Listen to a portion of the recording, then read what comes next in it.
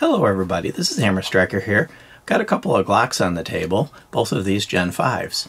Please don't forget to check out our website. Go to our affiliates page. You'll find discount codes for things like Mantis Axe and Core belts, linked to that cool little bore light that we use for lighting up the barrels.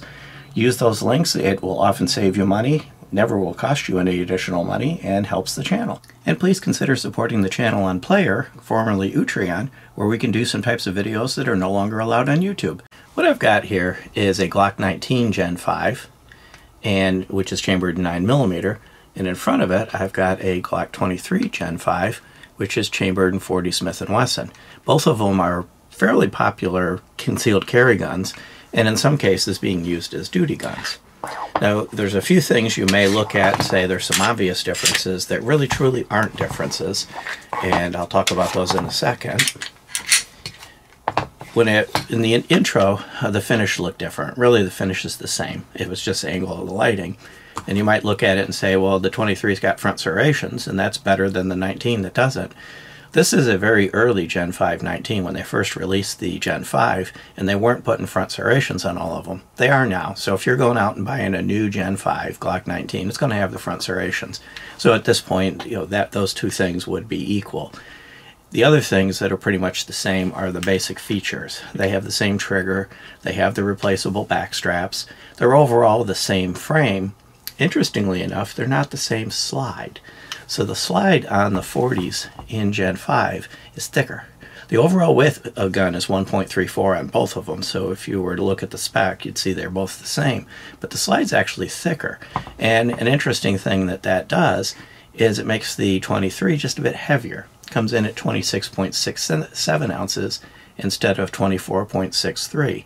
And typically the 40 would be a little lighter because more metal is bored out of the barrel to make the 40 caliber round. But in this case it reverses that. And they did that really just to strengthen the slide. 40 is kind of a high pressure round and ensure that it's strong enough. The differences in dimensions are minuscule at best. So the 19 and the 23 have the same overall length of 7.28 from front to back.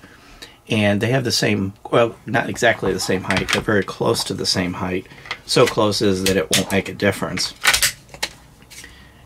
You really can't tell the difference. It's 0.04 inches, 504 versus 508. And the barrels are both 4.02 inches, and they have the Glock Marksman barrel, which is a hybrid between polygonal and conventional rifling. So those types of features are all the same, and dimensionally you're not going to choose one over the other. There is a choice you may make regarding the 23. Making the slide heavier made the gun handle recoil well. The recoil on the 23 in previous generations wasn't all that pleasant. There were other guns out there that handled recoil better. It wasn't horrible, but it was kind of twisty and kind of flippy. And with the slightly heavier slide and the spring changes they made to accommodate that, the 23 actually handles recoil quite well, and that 40 twisty flippy recoil is far less prevalent in the Glock 23. So if you're a 40 fan and you want a 40 caliber Glock, the Gen 5 over the 3 and the 4 is going to offer that actually makes a difference. It might be why I might choose this one over one of the prior generations. As far as the other features, single slot Picatinny rail, your typical Glock U-dot sights with night sights available. Both of these guns are currently available in an MOS. These don't happen to be, but there would be a plate here and you could put the optic of your choice on it. And typical with Glock, it comes with a number of the mounting plates already with it, just packaged.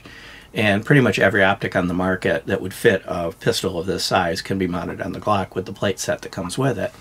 And of course there's a host of aftermarket sights, fiber optic, tritium fiber optic and all that out there. It's standard Glock sights. They haven't really changed the sights through the generations, so if you're wanting to change out the sights to something like that, they're easy to get to. You can get Talon grips that will wrap around here and give you a sandpaper finish, even though this little triangle pattern that they've got on it is actually quite grippy. It stays in your hand, but the tops are smooth, so they really don't abrade you. And of course, if you're right on the edge of recoil with the 23, you could get the rubber wrap around the Hogue grips would soften that. You could put them on the 19 too, but the 19 handles recoil real well, and 9mm recoil's kind of non-existent. So I'm going to demonstrate the trigger. Pop out the magazine. And normally I would compare both triggers, but these triggers are identical. So you've got moderate take up, nice crisp short break, pretty short reset, you're right on the wall, and then that same crisp short break. These are both striker guns, of course, which means the trigger is not active if it hasn't cycled, so there's no restrike capability. And if I demonstrate the trigger on this, they're identical. And if I put tape over the slide and flipped them back and forth to show you one versus the other, you wouldn't be able to tell the difference. And by the way, that's one of the reasons I do happen to like Glocks. They have a lot of caliber diversity, but they function the same all the way down to the trigger, with the exception of their little tiny single stacks, which the earlier generations did have actually pretty poor triggers that they worked on. Within the normal Glock range, triggers are identical across them, unless you get into something like the competition guns, the 34 and the 35 that come with the Glock minus connector built in. But other than that, if you're carrying a Glock and then you're hunting with a Glock and then you've got a deep concealed Glock, they're all going to work the same. And that's one of the things I do like. Now 40 seems to be falling out of favor as far as the most popular round out there. 9mm is kind of taken over. But there are a lot of people that really do like 40. 40 does have some advantages. And some of the disadvantages that 40 presents as far as the flippy recoil are actually pretty well mitigated by the 23. One thing that does differentiate them is capacity. So I actually swapped the magazines back and I put the 40 in the 9mm gun. It won't work reliably that way, but they'll fit. But I would not recommend swapping them. But the 9mm magazine, the flush mag holds 15 rounds. The flush 40 mag holds 13 rounds. The round's a little bit bigger around, so it takes up more space. So you are going to lose 2 rounds of standard capacity. Like all Glocks, both of these will take the magazines from the larger guns.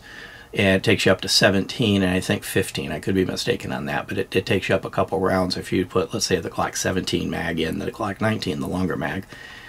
22 is the largest mag I've seen for the 40 from Glock. The 9mm goes up to magazines that we're not even allowed to show on YouTube anymore, and really up to some aftermarket magazines that are actually quite impressive, and they all work. So the potential capacity of the 9mm, the Glock 19, is much higher than the potential capacity of the 40, but bone stock, it's a 2-round difference. And that can make a difference if capacity is a significant concern. In theory, 40 is a little bit more powerful. Maybe you don't need as much capacity, but of course power only matters if you actually hit the target. More capacity gives you a few more mistakes before you're locked back sliding out of the game. And MSRP on these is $550 from Glock, so their MSRP. Actually, it's not truly an MSRP, it's a minimum advertised price. Glock doesn't publish an MSRP, but both of these are around the $550 territory, so price isn't even going to make a difference. So the question is, which one should I get? Well, I'm partial to the 19. I am partial to 9mm. I don't find the 40 recoil to be particularly pleasant. However, this one actually shoots more like a 9 than the prior generations. And actually, if I were going to go with 40 cal, I would probably choose the Glock 23 Gen 5 specifically because of that recoil mitigation. And it really does kind of shoot like a 9mm.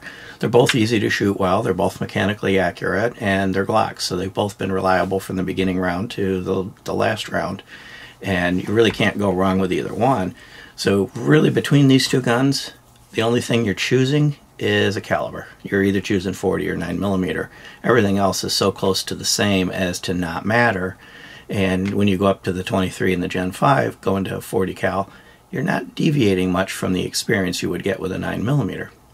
Other than that, if you like our videos, please give us a thumbs up, share, subscribe, click that bell up there to be notified if you do. Check us out on Facebook, Instagram, Play, or Rumble. We're pretty much everywhere. And thank you.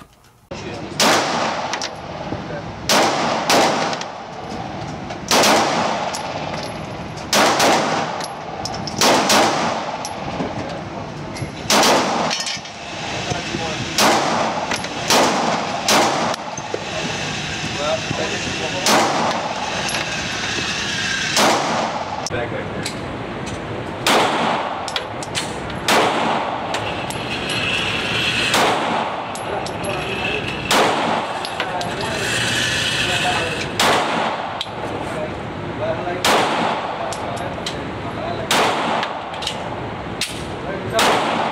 Hey, where's that box?